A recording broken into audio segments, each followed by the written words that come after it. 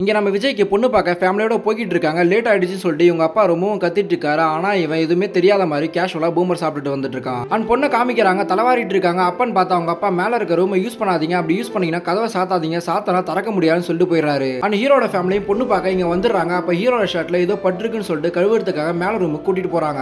அப்பன்னு பார்த்து ஒரு சின்ன பையன் விளையாடிட்டு இருக்கும்போது அந்த டோரை சாத்திடுறான். அதனால இவங்க 3 பேருமே அதுக்குள்ளேயே மாட்டிக்கிறாங்க. தென் இந்த பொண்ணுமே இந்த சின்ன பையன் டோரை லாக் பண்ணிட்டா திறக்க முடியலன்னு சொல்றா. அதை கேட்ட அவங்க அப்பாவும் வெயிட் பண்ணாம நான் ஆளை கூட்டிட்டு வரேன்னு சொல்லிட்டு அங்க வந்து கிளம்பிடுறாரு. ஆனா ஹீரோட அப்பா பையனை நம்பாம டோர் எப்ப திறப்பீங்கன்னு பேசிட்டு இருக்காங்க. ஒன்னும் கவலைப்படாதீங்க, உள்ள ஒரு பையன் இருக்கா, ஒன்னும் நடக்காதுன்னு சொல்றாங்க. சோ இவங்க 2 பேரும் கிடைக்கிற டைம்ல மனசு விட்டு பேசுறேன்னு சொல்லிட்டு இவங்களும் விட்டுறாங்க. தென் ஜன்னல் வழியா காஃபி எல்லாம் கொடுக்குறாங்க. இப்ப ஹீரோவை இந்த பொண்ணு பத்தி கேட்க வரான். அப்பதான் இந்த பொண்ணு எனக்கு இந்த கல்யாணத்துல இஷ்டம் இல்ல, இவங்களே வற்புறுத்தி தான் இந்த கல்யாணத்தை நடத்தி வைக்கிறாங்கன்னு சொல்றான். அதை கேட்டதே ஹீரோ கோவமா அங்க வந்து வெளியே போறான். ஆனா டோர் லாக் ஆயிருந்த பாத்திரமே திரும்ப வந்து உட்காந்துறான். சோ இப்ப ஹீரோ பத்தி கேக்குறாங்க. ஆக்சுவலா ஹீரோ படிப்புல ரொம்ப வீக்கா இருப்பான், ஆனா சமையல் பண்ணதா ரொம்பவும் பிடிக்கும், அதனால செஃப் ஆகணும்னு சொல்லிட்டு தான் வீட்டுல சொல்லி வச்சிருப்பான். தென் வீட்லயும் பணம் கேட்டிருப்பான். ஆனா அவங்க அப்பாக்கு இந்த வேலை பிடிக்காம பணமும் தரமாட்டாரு, அதனால இவன் வேலைக்கே போகாம சுத்திட்டு இருப்பா. சோ இவனுக்கு கல்யாணமாச்சு பண்ணி வைக்கலாம்னு சொல்லிட்டு தான் முடிவு பண்ணி இங்க வந்திருக்காங்க.